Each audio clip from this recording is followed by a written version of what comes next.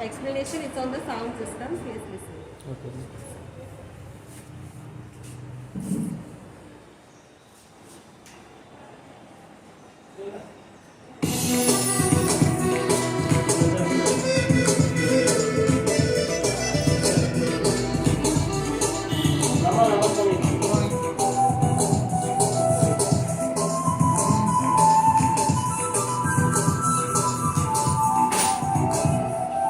Welcome to Ancestral Goa, or Bigfoot as it is also known. Bigfoot because the legendary imprint of the foot of a virtuous man whose character and penance pleased God so much that he was lifted to heaven is found in this place. Ancestral Goa offers you a glimpse of what Goa looked like and how life in his paradise on earth was a couple of decades ago. Behind you, by the side of the main entrance, is the fan of those times. A thick cloth tied to a pole was moved pulling the attached rope, thereby stirring the air to provide a cool environment to those seated below. Opposite that, you can see the palanquin, the mode of transport for the landlords. While the master and his mistress would seat in the palanquin, four able-bodied men employed as porters would lift it on their shoulders or heads and carry them. In front of you is a picture of Sant Mirabai carved out of a single laterite stone. Mahendra Alvarez, who conceptualized Ancestral Goa, single-handedly sculpts this image by using traditional tools. His labor of love has been recognized as the longest sculpture on a single laterite rock in India. Let us go out to have a glimpse of life in Goa then. As you move in the recreated village at different places, you will be explained through the sound system. Listen carefully and please move on as and when you are requested to do so. Thank you.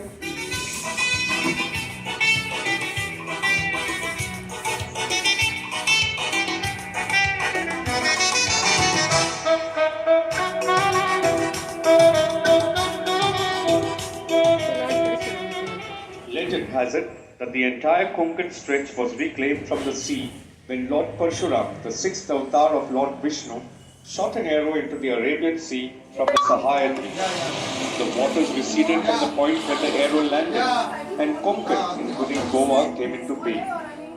After paying our respects to the creator of this land, let us climb the 7 steps to meet Dimo, the earlier Mukdam or caretaker, who was appointed by the landlords to look after their land.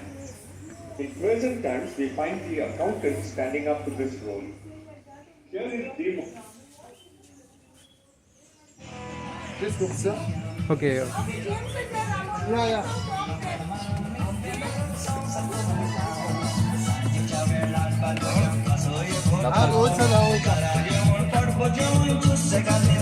Hello, I'm Damian, the local fisherman.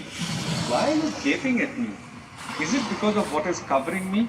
Oh, this is the rainwear that we Goans use, made entirely from a coconut palm leaf. It protected us from the rain and also the blazing sun, and it was totally natural and biodegradable. Weren't we truly eco-friendly? In fact, in the bygone days, we depended upon nature and consumed only natural products.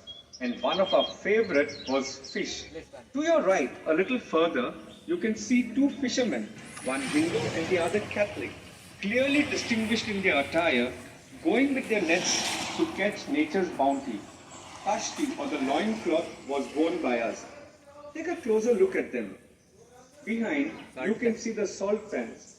Briny water from the sea was let into these pans, and once the water evaporated due to the heat from the bright sun, we got salt. Let us now move ahead to meet people.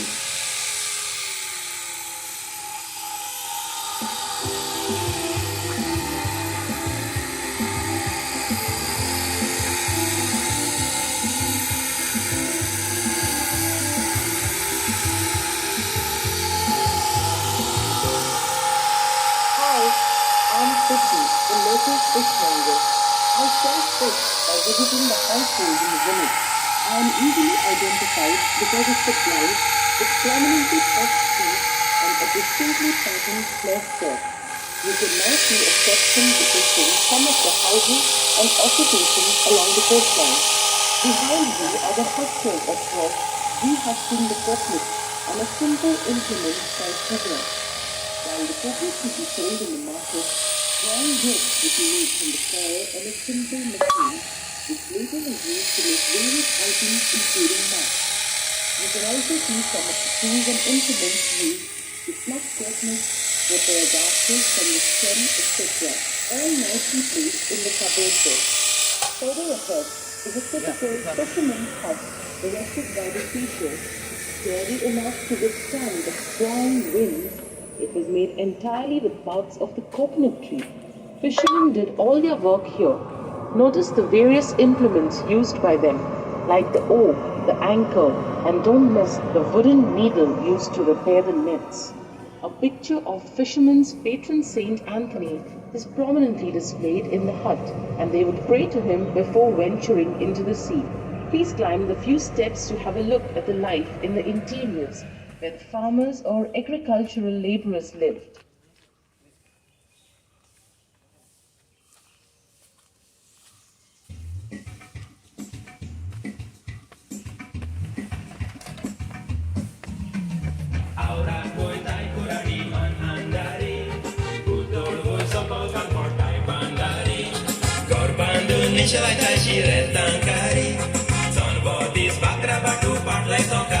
After climbing the steps, to your right is the house of Goan, with mud walls and cow dung plastered floor.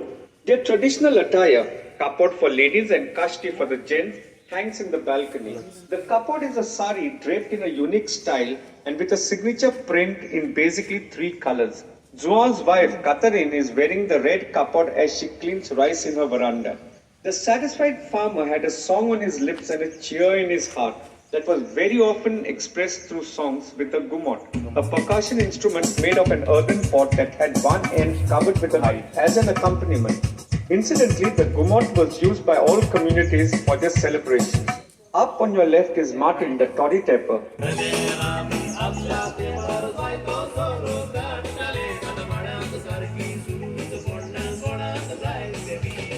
Returning home with the toddy in his pot and the kati, the special sickle used to prune the coconut fluorescence to extract the toddy, from which Goa's elixir, coconut feni, is distilled. Behind you is the kettle shed, which was there in most households. All the implements like the plough, the leveler, etc. that were required to till the land are displayed here. Each kettle head had a different bell tied around its neck, so that the farmer could identify it with the sound of the bell. Did you notice the different types of beedies used in those times? There they are in the glasses, made by rolling tobacco in the leaves of jackfruit, banana, kuda plant, etc. But most significantly, every cow shed had a tortoise shell kept on top, as it was believed that this shell had a calming effect on the animals. Note the mud and cow dung plastered pot, orogo, the thermos flask of those days. Next to the cow shed is the haystack, where the fodder for the ruminating animal was stacked. Opposite the haystack is a typical cashew feni distilling unit. The cashews are collected twice a day by the family members. The women folk separate the nut from the apples and the men crush the apples under their feet. The juice is collected in pots for fermentation. Once fermented, it is put in the big pot and boiled. Vapors are collected in the small pot where they are condensed by pouring water on the pot, and the resultant first distill is called urak, which is a light drink and is mostly consumed during the summer months. Urak mixed with more fermented juice is once again distilled, and the second distill is the cashew feni, quite a potent drink. The nuts were roasted and kernel was removed from them by cracking the nut open, as the lady in the green sari is doing. From the remaining nut shell, oil was extracted from and used to waterproof boats and also as a pesticide. Ahead is a cross. Such crosses dot the Goan landscape as they were erected anywhere and everywhere, but with a purpose, either in memory of a person who died there or at lonely places so that passerbys could get solace with the thought that God is with them.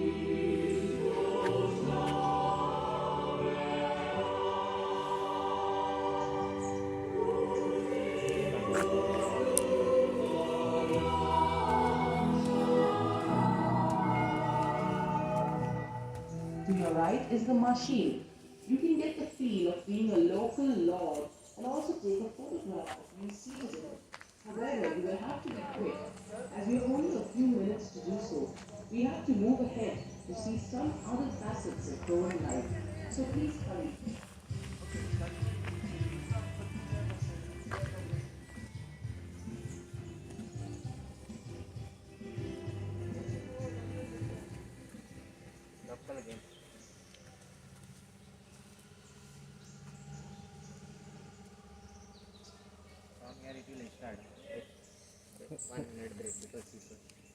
अच्छा photo खींचने के लिए ठीक है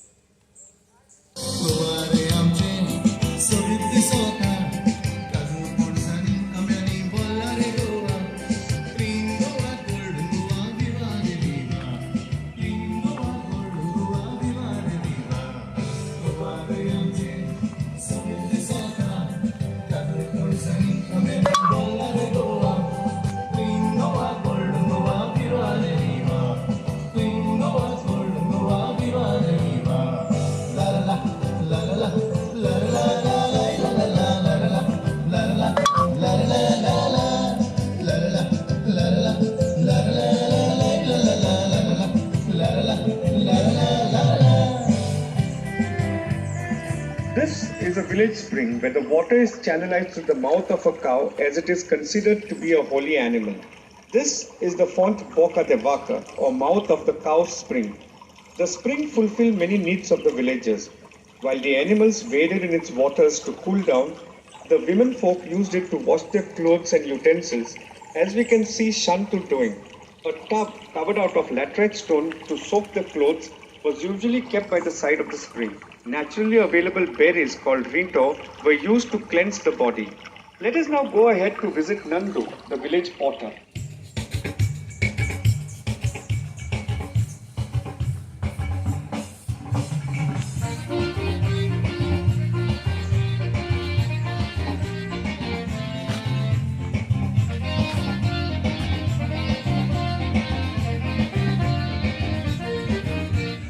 In those days, the potter was a very important person. Here you can see the various stages involved in preparing the clay item, ranging from sieving the sand to polishing the final piece and baking it. Note the change in clothing at every stage of work, including the different attire worn by those marketing. Next to Nandu's house is Inas's house. He is the local carpenter and his house doubles up as a workplace too. Here we can see Inas's wife feeding her child behind the curtain. The carpenters of those times amalgamated Western patterns with Indian motifs to prepare truly artistic furniture that is so fascinating even in present times. The tools of the carpenter's trade along with their clothes are on display. Behind you is the Goan shepherd called Dangar, who live in the hills of the Sayadris and tend to mostly goats, though they also had some cattle heads. At times, especially during the sowing and harvesting season, he came down to the plains to help the farmers, and in return took away grain for his consumption. The Dangar always carried a towel which doubled up as a turban to protect him from the blazing sun. It is a popular belief that everybody and every place has a guardian angel. Here, by the side of the step, you can see a place dedicated to the protector of the village called Rakhondar. Whenever anybody would leave his village on a journey, 7 lamps were lit for his and his family's safety, while earlier small earthen horses were offered. In present times, agarbattis and coconuts are offered to the Rakhondar. You may climb the stairs to visit the handicrafts shop, but please make it fast as you have only a few minutes before we begin the tour of the next section. There comes a time when we heed a certain call, when the world must come together as one.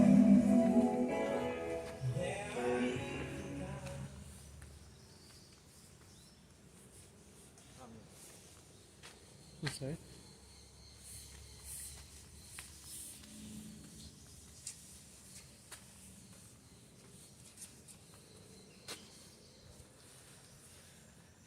extended, the some will come. What? The expansion will come. Just wait there. Okay, okay.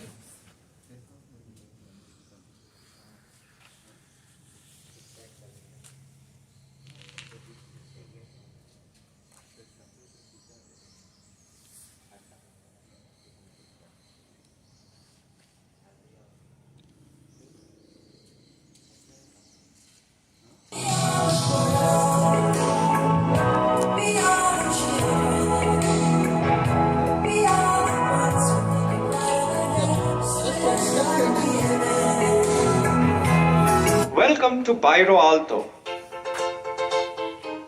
a typical affluent section of a Goan village, where people, irrespective of their religion, lived in perfect harmony. Note Gangaram, a Hindu, to your extreme left, wearing a coat and a tie over a dhoti. Just behind him is Donna Pulgaria, with a drape called the owl worn over her sari, and behind her is the landlord smoking his pipe in the balcony. Next, you see Abdullah, the Muslim, with his easily identifiable beard, just standing there, while Picky, the young girl, is taking in the beauty of nature with a deep breath. Dressed in a flowing white gown, going for her walk along with her pet dog. Her domestic help is holding the umbrella for her. A little to the right, you can see Lata, a Hindu lady in the green sari, stepping out of her house with a traditional diverge on her way to the temple festival. Next to Lata's house is Shabdul, the flower vendor, who is stringing the flowers into a garland. In those days, a lady's attire was said to be complete only after she had her hair adorned with flowers. Alas, nowadays, flowers are rarely seen on ladies' heads. Next to her is the house of Goan the weaver, and his services were much in demand in those days, as plastic was not even invented. He would weave baskets, mats, and various other items that were required at home or at work. To your immediate right is the bangle seller, displaying different types of bangles of different sizes and colors. Did you know that in the days gone by, in Goa, the phase in a woman's life would be known by the color of the bangles she wore? Black and white were for children who ward off the evil eye. Colored ones for young girls, specially shaped and colored ones for betrothed ladies, green for expecting women, and black for widows. Let us now walk along Rua Ana Morin, where different people carry on their trade. Soon you will see Gonpot, the gram seller. The grams would be baked in the presence of the customers itself. Would you like to taste some? Then go ahead and purchase them if Gonpot's assistant is around.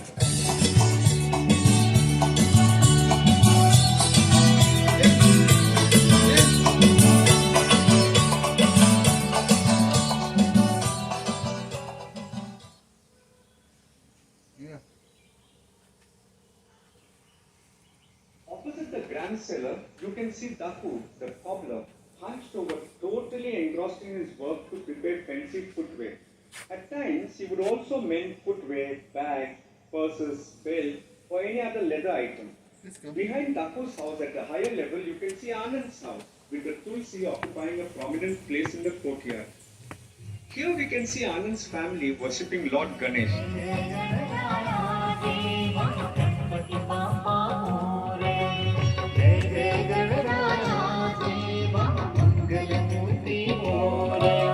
Please observe the kitchen partitioned from the balcony where all the sweets offered during the festival are being prepared. Incidentally, Ganesh Chaturthi is the biggest festival for Goan Hindus. By the side of Anand's house, we can see the tableau depicting Samudra Manthan, or the churning of the sea to extract nectar that made the gods invincible in their battle against demons, and during which period Lord Vishnu took on the Vara avatar. Rua Ana Marine leads to the marketplace, which in those days was called the Tinto. Tinto was also the place where all the news of the village or neighboring areas could be got. See how a theatre is advertised with its poster prominently pasted at the Tinto. To the extreme left is the village crier announcing the news of interest to the villagers. To the extreme right is the tax collector, who besides collecting the taxes would also take the requirements of his household. Behind you, the two laterite stone columns you see is what was called Dohonne. It was a raised platform to provide some rest and relief Two people carrying heavy loads on their heads. The person would just slide the load on the platform, rest for some time, and then slide the load back onto the head and proceed. They also served as milestones. To your left, a few steps ahead, is the barber Kashinath, who used to sit either under a shady tree or in the tinto itself and give the men their haircuts and shaves. The barber also had another important role to play in the village of making matches and at times also carrying tales. Go ahead and climb the 2 steps and enter Donna Maria's Just courtyard. stand here and listen.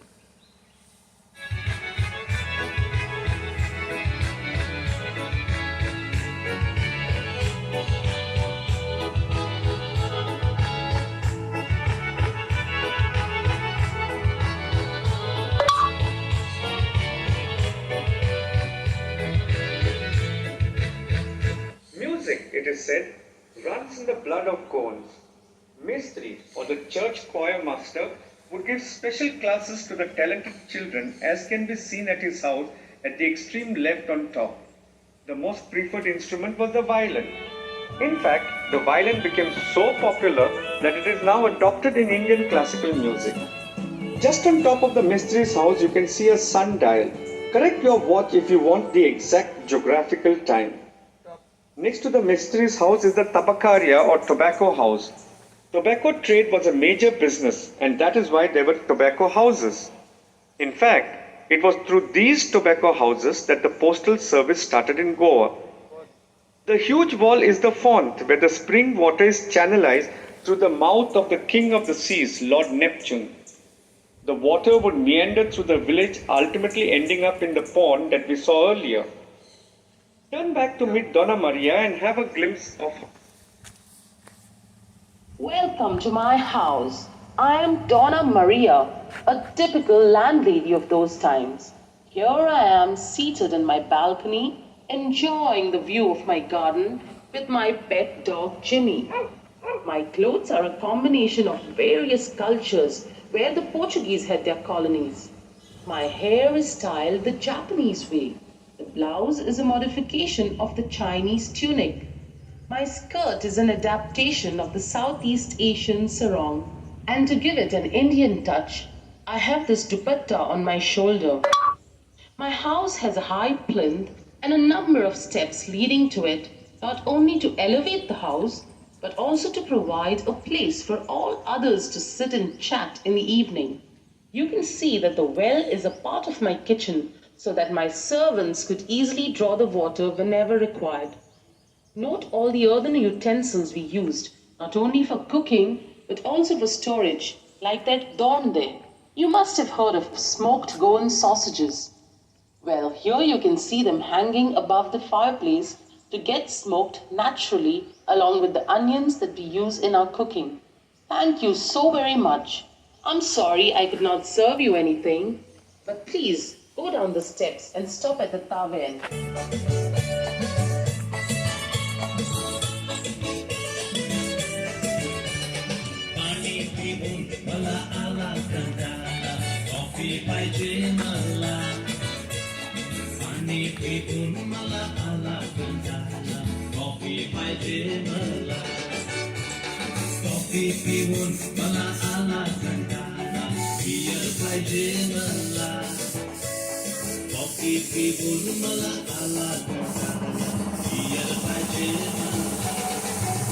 Every village in Goa had a watering hole known as tavern, with a soda machine that was much in use, where the men folk would gather in the evening after the hard day's work to take a drink or two and also exchange gossip.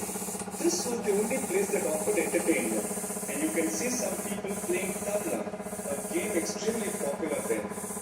You must be feeling a little tired after learning so much about ancient Goa. Well, stop at a tavern, not for an alcoholic Soda drink, machine. but a healthy drink of Golden is soda machine.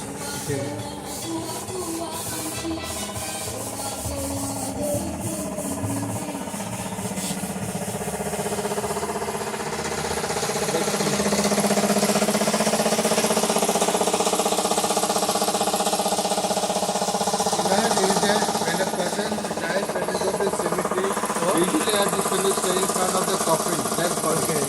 He always do the Yeah. ritual. Suppose tomorrow you die, your body they are taking it to a cemetery. So it should be in front of the procession. Okay. For peace and same. We are in front, they are the back, the bell.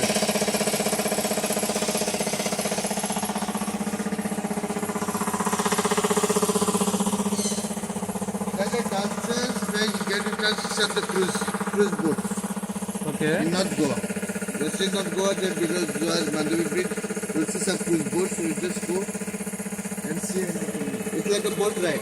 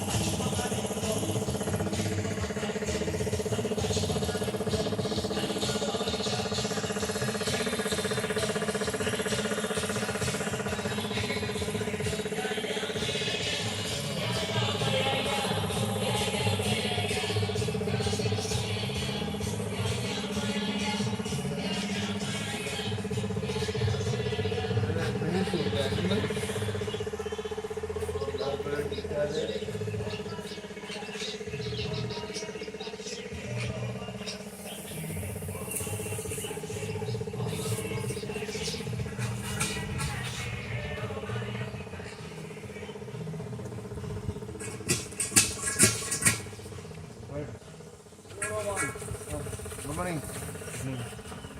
Sundar, 12 बजे.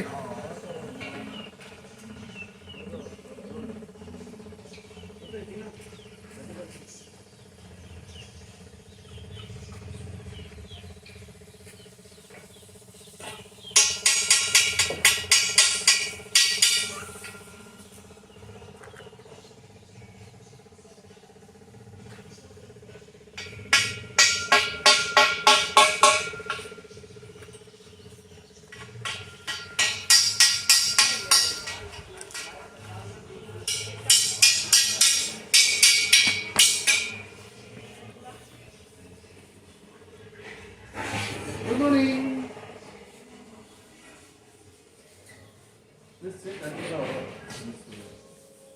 Hindi, na sir? Hindi. Hindi or English? Which one? What? English was there over there, no? Okay. Yes. This is sir. Welcome to the legendary place called Bigfoot. The story depicted through the 8 pictures explain how the footprint found on the rock got this place the name the Bigfoot. This is the story of a wealthy man called Mahadev. He was very kind and generous and helped the poor and the needy. The greedy ones told him lies so they would get food, clothes and money from him as they were too lazy to work. One such man called Puram planned to rob Mahadev of all his riches.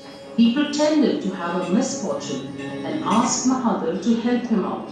He kept asking for more and more.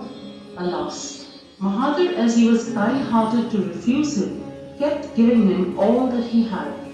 Finally, he was left with nothing. Puram asked him to sell his house and to give him the proceeds. Homeless Mahadev and his wife are now on the streets. Then Mahadev's wife became very ill, but no one helped them, not even the ones whom Mahadev had helped. His wife dies, leaving him lonely. Mahadev does not lose faith, but moves from place to place, helping people in whatever little way he could. Seeing his poor state and kindness, God appeared to him in a dream and asked him if he wanted to get back his wealth from Puram.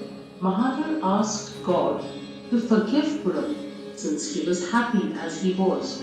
Pleased with his reply, God asked Mahadev what he could give him in return. To this, Mahadev asked God for a small place to stand and pray. for peace for mankind. Wanting to test Mahadev further, God shows him a hot rock. Willingly, Mahadev accepts it and stands.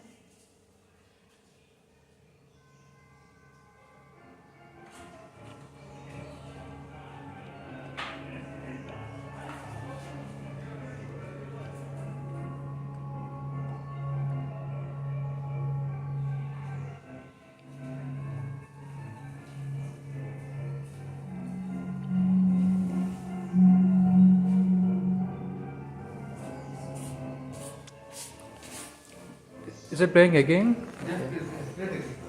No, it's okay. It's okay. Okay. Welcome to the legendary place called Bigfoot. The story depicted through the 8 pictures explain how the footprint found on the rock got this place the name the Bigfoot. This is the story of a wealthy man called Mahadev. He was very kind and generous and helped the poor and the needy. The greedy ones told him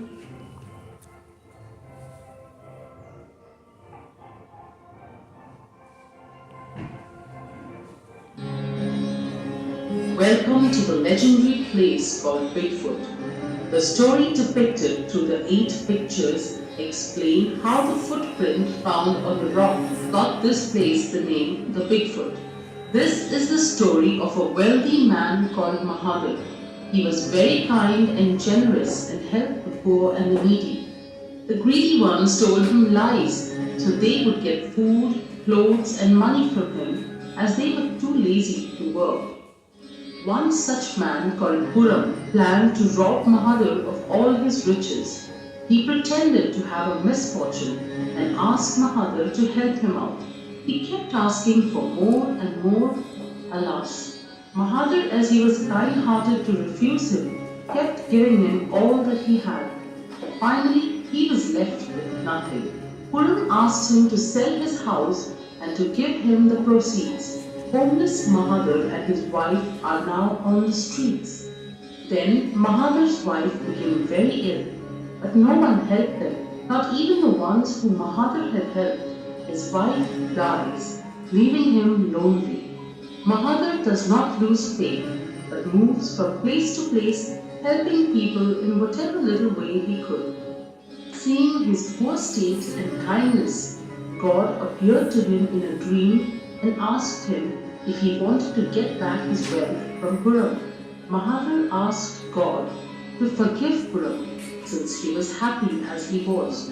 Pleased with his reply, God asked Mahadev what he could give him in return. To this, Mahadev asked God for a small place to stand and pray for peace for mankind.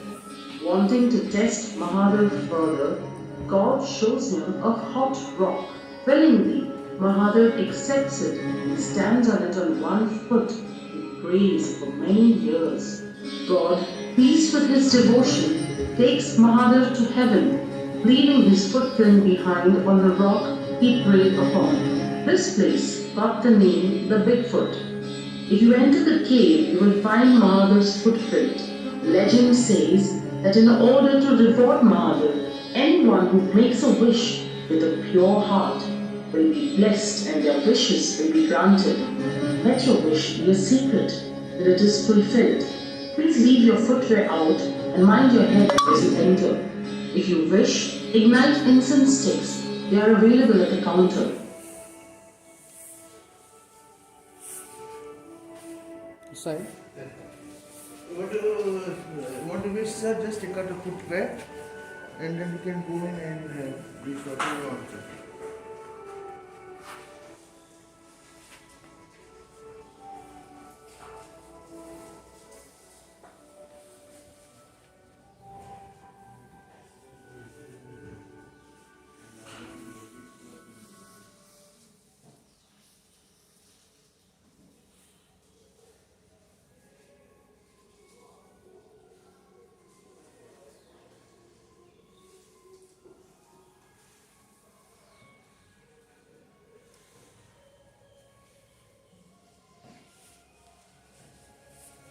Because some agarbatti is not, you can buy.